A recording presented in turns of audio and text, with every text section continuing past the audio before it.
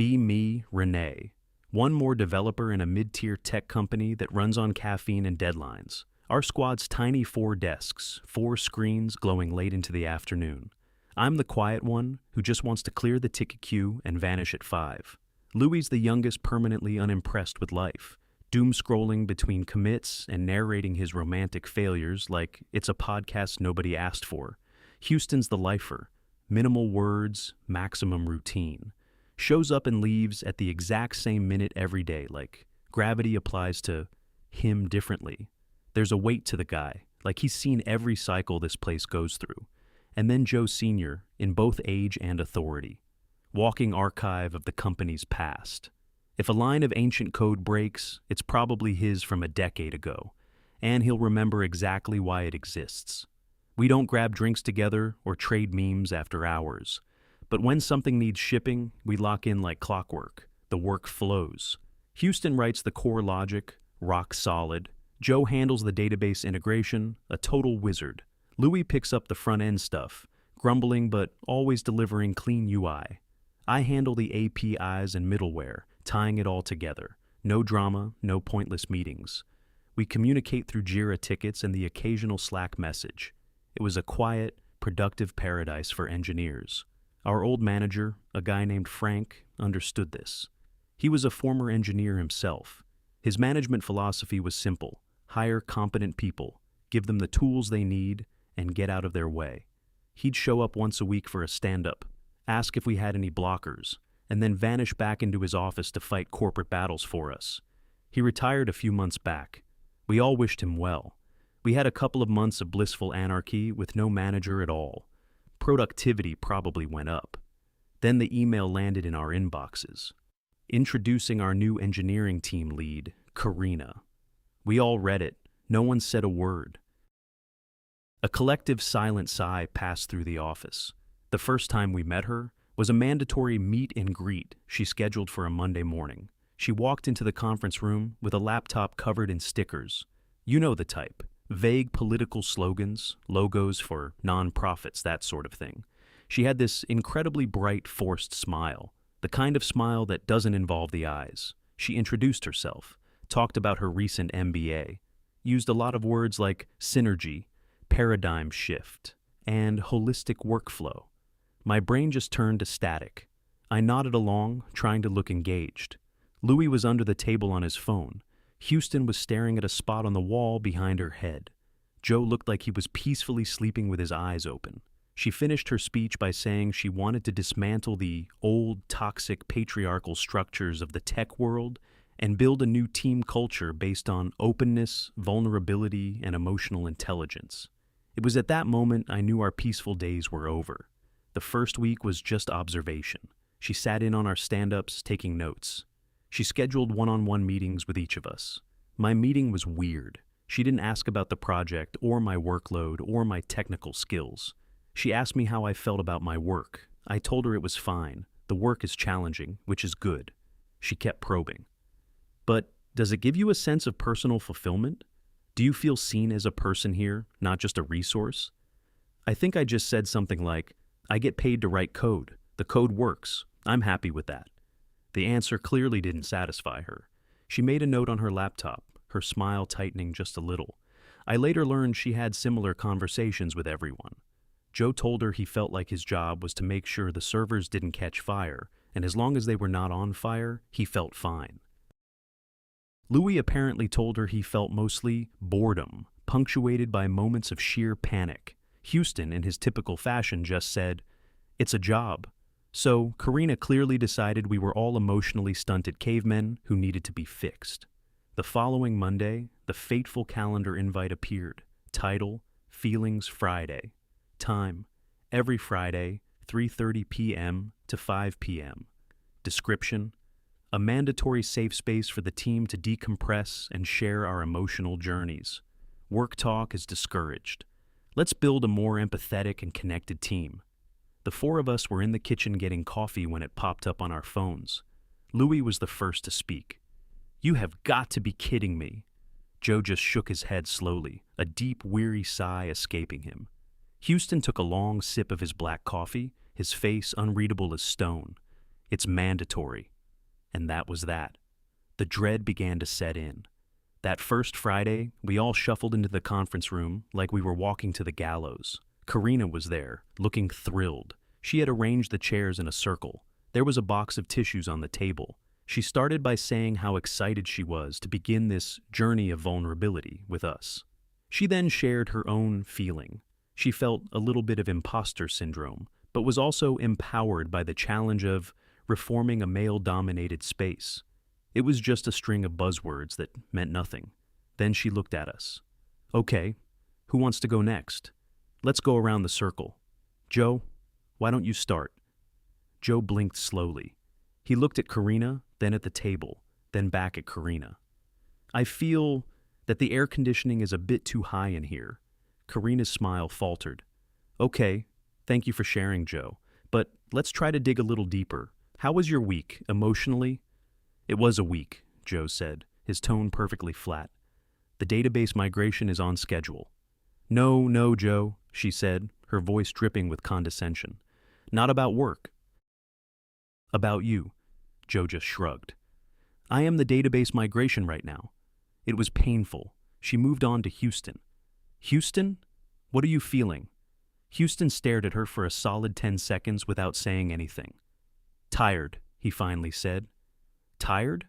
Why are you tired? She pressed, leaning forward like a therapist in a bad movie. Long week, Houston said, and then said nothing more. It was my turn next. I just mumbled something about feeling stressed about a deadline. It was a lie, we were ahead of schedule, but it was the only work-appropriate feeling I could think of. Louis was last. He just looked up from his phone and said, I feel like this meeting could have been an email. Karina's face fell completely. Her little experiment was a total failure. She tried to salvage it, talking for another 20 minutes about the importance of opening up and how real strength is in vulnerability.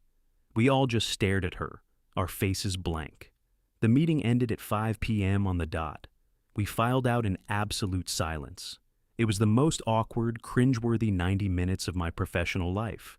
We thought maybe she'd get the hint, that she'd realize this was a terrible idea and quietly cancel the meeting series. We were wrong. The next Monday, we got a friendly reminder email from her. The email said she understood that opening up is a process and that it can be scary for men who have been conditioned by society to suppress their emotions. It was so patronizing I could feel my teeth grinding. It ended with, I expect more participation this Friday. This is not optional. The mood in the office that week was tense. We all just kept our heads down and worked. Thursday afternoon, Houston, Joe, Louis, and I all happened to be in the break room at the same time. It was unspoken, but we all knew what we were dreading. Louis was the one who broke the silence. So, what fake feeling is everyone preparing for tomorrow? I'm thinking of going with anxious about the quarterly budget review, I said. Joe grunted. I'm just going to say tired again. Maybe she'll get bored. We all looked at Houston. He was just stirring his coffee, staring into the black liquid. He hadn't said a word. He just seemed darker this week, more withdrawn than usual. He finally looked up, not at us, but at the wall. She wants feelings, he said, his voice low and gravelly. She keeps talking about a safe space to share. We all nodded. All right, he said, turning to look at us, his eyes cold and clear. Let's give her a safe space. Let's give her feelings. There was something in his tone, a shift. It wasn't anger. It was a kind of cold, resigned resolve. He was proposing something, not a protest, not a boycott, malicious compliance. We were going to follow her rules, to the letter. We were going to be open. We were going to be vulnerable. We were going to tell the absolute, unvarnished truth. A slow grin spread across Louis's face. Joe gave a single, slow nod. I felt a strange mix of terror and exhilaration. This was either going to be a stroke of genius, or it was going to get us all fired. The next day, we walked into Feelings Friday with a completely different energy. We weren't dreading it anymore. We were ready. Karina seemed to notice the shift. She looked pleased, thinking her passive-aggressive email had worked. So glad to see everyone here, and ready to share, she chirped. She did her usual opening about her own journey. Then she looked around the circle. Who wants to start us off today? Louis raised his hand. Karina looked shocked but delighted. Yes, Louis, please. Louis leaned forward, putting his elbows on the table. He looked Karina dead in the eye. I feel empty, he began. The chipper look on Karina's face started to dissolve. I spent last night on 3 different dating apps, he continued, his voice a flat monotone. I swiped right on probably 500 profiles. I meticulously crafted an opening message for the 6 matches I got. He pulled out his phone. I can show you the data. Of those 6, 4 never responded. 1 responded with LOL. The 6th one, we had a brief conversation. She asked me my height. I told her I'm 5 feet 9 inches. She unmatched me immediately. The room was dead silent. You could have heard a pin drop. So, how do I feel? Louis said, looking around the room. I feel like a piece of meat at a butcher's shop, one that's been sitting out too long and nobody wants. I feel like my value as a human being has been reduced to a few bullet points on a profile, and those bullet points aren't good enough. He paused, taking a breath. I feel a profound sense of loneliness and the creeping suspicion that I am fundamentally unlovable.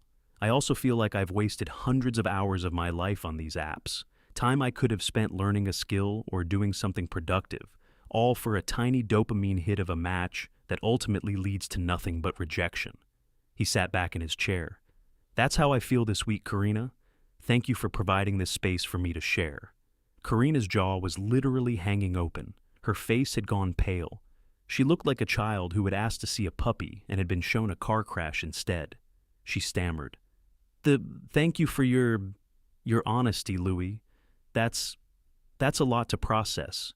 She tried to recover, falling back on her MBA jargon. It sounds like you're experiencing some negative feedback loops in your social interfacing. Louis just stared at her blankly. She couldn't handle it. She quickly moved on. Okay, who's next? Joe? Joe had been watching the whole exchange with a sort of detached curiosity. He cleared his throat. I feel disconnected, he said, his voice slow and deliberate. My son called me this week.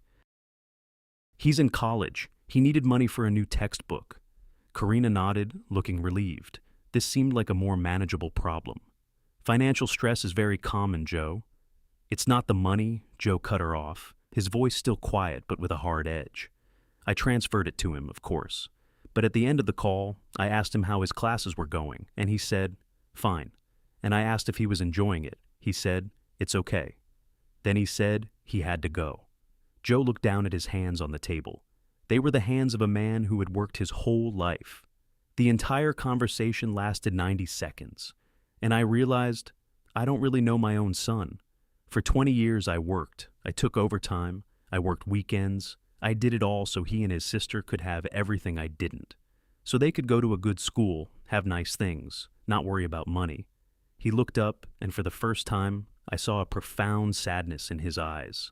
I bought them a life, but I miss living it with them. Now they're grown, and I'm just the guy they call when they need something. I feel like a stranger to my own family.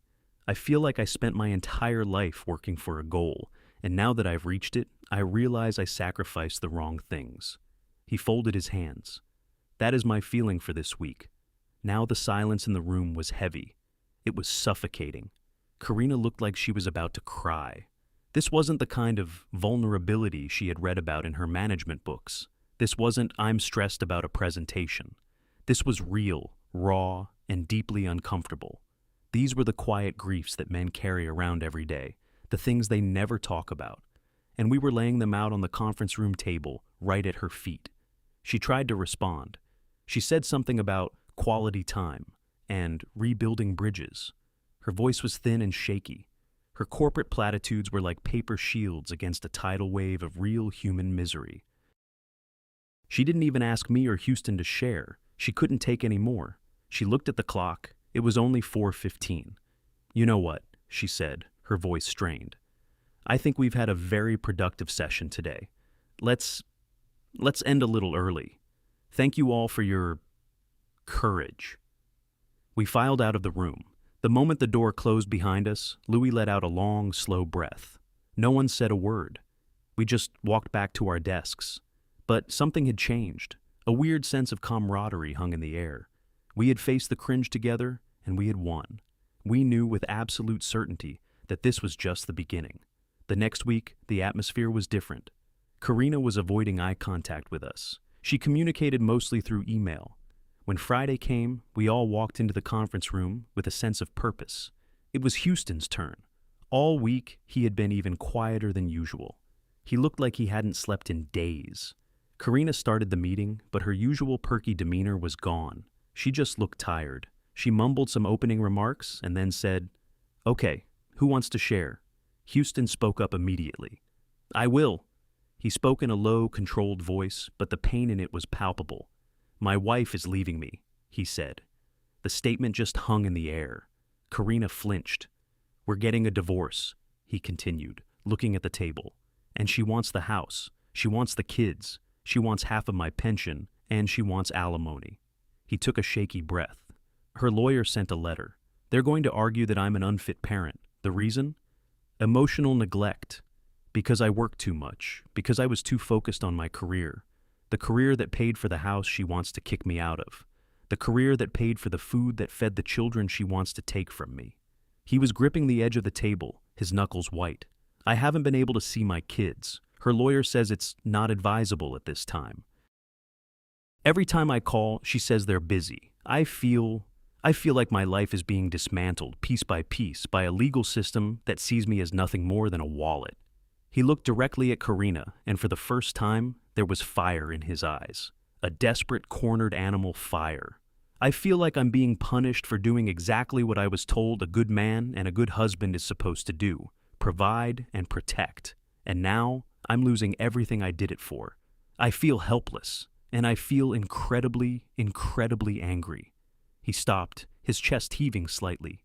Karina was speechless. Her face was a mask of horror. This was the ultimate taboo. He was criticizing the system. A man was talking about the injustice he faced in a divorce. This went against everything her ideology taught her. In her world, women were the only victims, men the only aggressors. Houston's raw, undeniable pain shattered that narrative. She opened her mouth, then closed it. There were no buzzwords for this, no corporate-approved solutions. She just sat there in stunned silence as the weight of Houston's confession crushed the air out of the room. It was my turn. I knew I had to follow up on this. I couldn't let the momentum die. "I'd like to share," I said quietly. Karina just nodded, looking dazed. "I feel scared," I said. "Listening to Joe and Louie and now Houston. It's terrifying. It feels like a roadmap for my own future," I explained. "I'm doing everything right. I'm saving money. I'm working hard on my career. I'm trying to be a good person. But it feels like the rules have changed and no one gave me the new rule book. It feels like society is a game that's rigged against me as a man, and no matter what I do, I'm destined to lose. I hear Joe's story, and I see my future, a lonely old man who sacrificed his life for a family that sees him as an ATM. I hear Louie's story, and I see my present, the endless demoralizing grind of modern dating where you're disposable. And I hear Houston's story, and I see the end game, the ultimate penalty for trying and failing. You lose everything. Your home, your children, your money, your reputation. So, how do I feel, Karina? I feel like I'm walking through a minefield. I'm afraid to get into a serious relationship. I'm afraid to get married. I'm afraid to have kids. Because it feels like the potential risks now far outweigh any possible reward. I feel a deep sense of despair. That's when Karina broke. She stood up abruptly, her chair scraping against the floor. I have to take a call," she whispered, her voice cracking. She practically ran out of the room. We just sat there, the four of us, in silence. We had done it. We had followed her rules. We had shared our feelings. And it had destroyed her. We sat there in the ringing silence for what felt like an eternity. The box of tissues Karina had placed so hopefully on the table remained untouched. Eventually, Joe cleared his throat. "Well," he said to no one in particular, "I suppose the meeting is over." We got up and walked out, not even looking at each other. There was nothing to say. We had crossed a point of no return. Karina didn't come back to her desk for the rest of the day. The next week was one of the strangest I've ever experienced at work. It was like living in a ghost story. Karina was physically present, but it was like she wasn't there at all. She stopped coming to our daily stand-ups. She sent emails for everything, even to ask a question to one of us sitting 10 feet away. Her door, which had always been ostentatiously open as a sign of her transparent management style, was now firmly shut. The forced smiles were gone. The chirpy "good morning" greetings were gone. She would walk to the coffee machine with her eyes fixed on the floor, moving quickly as if she was afraid one of us might try to talk to her. We didn't. We just let her be. We knew she was trapped. She couldn't cancel Feelings Friday. It was her flagship initiative. Canceling it would be a public admission of utter failure to her bosses. But she was also terrified of it, so she tried to change the rules. On Wednesday, another email landed. Subject: Reframing Our Narrative, A Path Forward. The email was a masterpiece of corporate doublespeak. It said that now that we had successfully identified our pain points, the next phase of our journey would be to focus on actionable, solutions-oriented ideation. From now on, after sharing a challenge, each person was also required to propose 3 proactive steps to overcome it. It was a desperate attempt to regain control, to steer the conversation back into the shallow, safe waters of management consulting nonsense. Louis read it aloud at his desk in a deadpan voice. When he finished, Houston just said, "Okay," without looking up from his screen. She had no idea what she was dealing with. We weren't just complaining. We were describing fundamental states of being. The problems we had were not things you could solve with 3 proactive steps. That Friday, we walked into the conference room. Karina was already there, looking nervous. She had a whiteboard set up. "Welcome, team," she said, her voice a little too loud. "Ready to focus on solutions?" she asked who wanted to start. We all just looked at her. "Okay," she said. "Louis, how about you? What's your challenge this week, and what are your 3 proactive steps?" Louis looked thoughtful for a moment. "My challenge this week," he began, "is the pervasive feeling of existential dread that comes from the realization that my efforts in the modern dating market are futile and demeaning." Karina's pen hovered over the whiteboard, her smile frozen on her face. "And my 3 proactive steps are as follows," Louis continued, counting them on his fingers. 1. I have deleted all dating apps from my phone. 2. I have reallocated the money I would have spent on dates to upgrading my graphics card. 3. I have accepted that I will likely die alone, and I am choosing to find peace in that. He finished with a polite nod. Karina just stood there, marker in hand. She looked at her whiteboard, then back at Louis. There was nothing she could write down. What was she going to put? Action item: find peace in dying alone?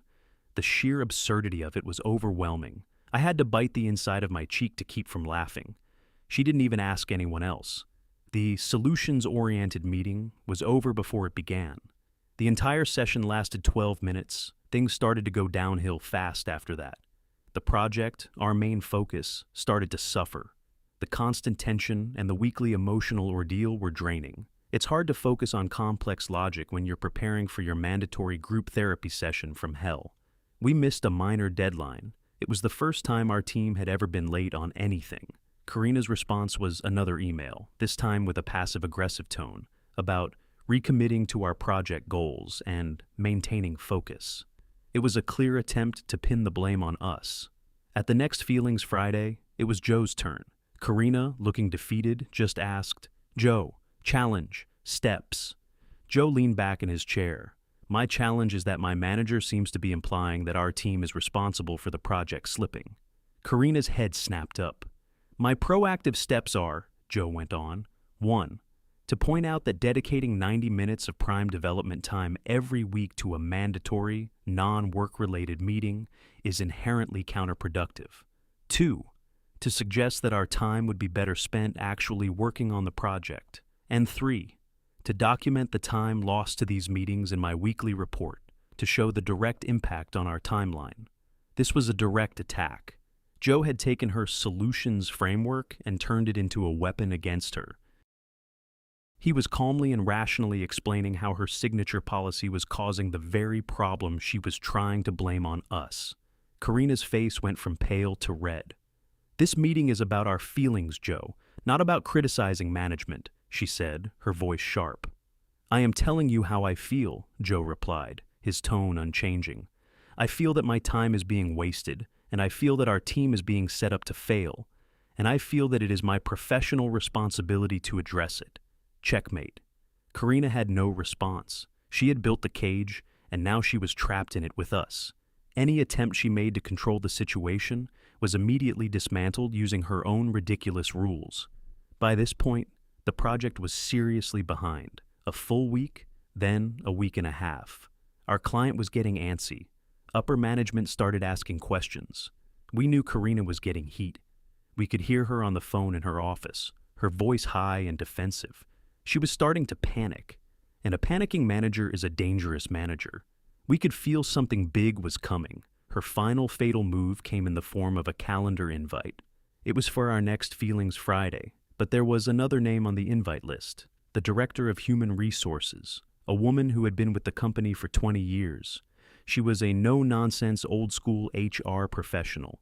She came from an era when HR's job was to protect the company from lawsuits, not to talk about emotional journeys. Louis saw the invite and just whispered, "She's calling in an airstrike on her own position." We understood her play immediately. She was desperate. She was going to bring in the head of HR to show off her innovative management technique. Her plan was to portray us as the problem, to say, "Look at this team of broken, emotionally repressed men I have to manage. Look at the incredible work I'm doing to get them to open up. The project is behind because I'm having to do all this emotional labor, not because my ideas are bad." She was going to try to use our honesty as a weapon against us, to paint our pain as a professional deficiency. We knew what we had to do. This wasn't about malicious compliance anymore. This was about survival. That Friday, we walked into the conference room. The HR director was already there, sitting next to Karina. She was an older woman with sharp eyes and a polite but firm expression. She had a leather-bound notepad and a pen in front of her. She looked like she was there to conduct an audit, not to share her feelings. Karina started the meeting with a horribly fake, cheerful voice. "Thank you all for coming, and a special welcome to our HR director, who is here to observe the amazing cultural work we're doing on this team." She then gave a 5-minute speech about the importance of vulnerability in the workplace.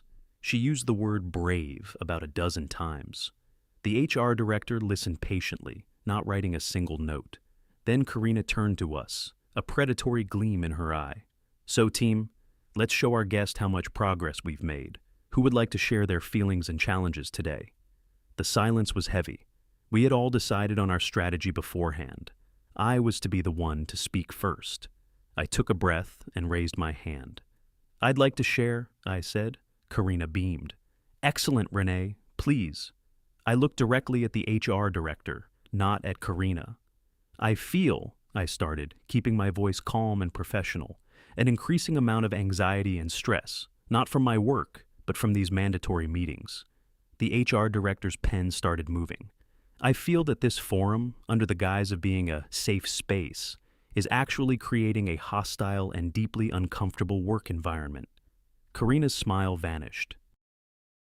"I have been compelled, as a condition of my employment, to listen to my colleagues discuss profoundly personal and distressing issues, such as the painful details of their divorces, their struggles with loneliness, and their intimate family problems. These are not topics that are appropriate for the workplace." I continued, not breaking eye contact with the HR director. "Furthermore, I feel that my own privacy is being violated. I am being forced to either invent a feeling to satisfy my manager or to disclose personal information that I do not wish to share with my colleagues or my superiors. This puts me and my teammates in an impossible position." I paused for a moment. This initiative has also had a direct and negative impact on our productivity. As of this morning, our team has spent over 20 cumulative hours in these non-work-related meetings. That is half a week of development time for one person. It is a primary contributor to our current project delays. Finally, I delivered the killing blow. Frankly, I am worried about the legal implications. Forcing employees to discuss personal matters, some of which could be related to mental health or legal disputes, feels like a massive liability for the company. I feel that my manager's policy is exposing both the employees and the company to unnecessary risk. The room was so quiet I could hear the hum of the overhead lights. The HR director was writing furiously in her notepad. She did not look up. Karina looked like she had been slapped. Her face was ashen. Before she could even respond, Houston spoke, his voice quiet, but carrying immense weight. "I would like to add to that." All eyes turned to him. He also addressed the HR director directly. "As some of you know, I am currently going through a contentious divorce. These meetings have forced me to discuss details of an active legal proceeding in front of my colleagues. My lawyer has strongly advised me that this is highly inappropriate and has recommended that I formally document every instance where I have been pressured to share personal legal or medical information at work." That was it. The silver bullet, the word lawyer, the word document. The HR director's pen stopped moving. She slowly put it down on her notepad. She looked up, first at Houston, with a flicker of what looked like actual empathy, and then she turned her gaze to Karina. The look she gave her was one of pure, unadulterated ice. "Karina," the HR director said, her voice dangerously calm, "could you please step outside with me for a moment?" It wasn't a request. Karina stood up on wobbly legs. She looked utterly defeated. She didn't even look at us as she followed the HR director out of the room. The conference room door clicked shut, leaving the four of us alone. We didn't cheer. We didn't even smile. We just sat there, breathing. Through the glass wall of the conference room, we could see the execution. We couldn't hear the words, but we didn't need to. The HR director was talking, her expression severe. She wasn't yelling. She was calm, which was somehow more terrifying. Karina was just standing there, taking it. Her shoulders were slumped. She looked at one point like she was trying to argue, but the HR director held up a hand, and Karina fell silent immediately. The conversation lasted about 10 minutes. Then the HR director gave a final, sharp nod, turned, and walked away down the hall. Karina stood alone in the hallway for a long time, just staring at the wall. Then she turned and walked, not back to her office, but towards the elevators. We never saw her again. The next morning, there was an email from the HR director waiting in our inboxes. It was brief and to the point. Effective immediately, the Feelings Friday initiative is discontinued. A review of departmental management practices is underway. In the interim, Joe will be acting as team lead. Please direct all project-related queries to him. A quiet sense of relief washed over the office. The spell was broken. That afternoon, Joe called a meeting. Our first real meeting in months. He stood at the head of the table. "All right," he said. "We're 2 weeks behind schedule. Here's how we're going to fix it." He laid out a clear, logical, and ambitious plan. For the next 30 minutes, we talked about code, deadlines, and technical solutions. It was glorious. We left that meeting feeling energized for the first time in a long time. We had our purpose back. A week later, we were completely caught up on the project. We delivered the final product ahead of the revised schedule. The client was thrilled. The company officially made Joe our permanent manager. He was given a modest raise in our old manager Frank's office. His management style was, unsurprisingly, exactly what we needed. He left us alone to do our jobs. The four of us. We're still not friends. We don't go bowling on the weekends. But something is different. There's a new level of respect between us, a shared understanding. We went through something together. We faced a common, absurd enemy and won. A few weeks after everything settled down, Joe sent a one-line message in our team's Slack channel after work on a Friday. "Bar across the street. First round's on me." We all went. We sat at a small table in the corner of the crowded pub. We didn't talk about work. We didn't talk about feelings. We mostly just sat in a comfortable silence watching the game on the TV. After a while, Houston raised his glass. We all looked at him. "To work," he said. We all raised our glasses and clinked them together. To work. It was all that needed to be said.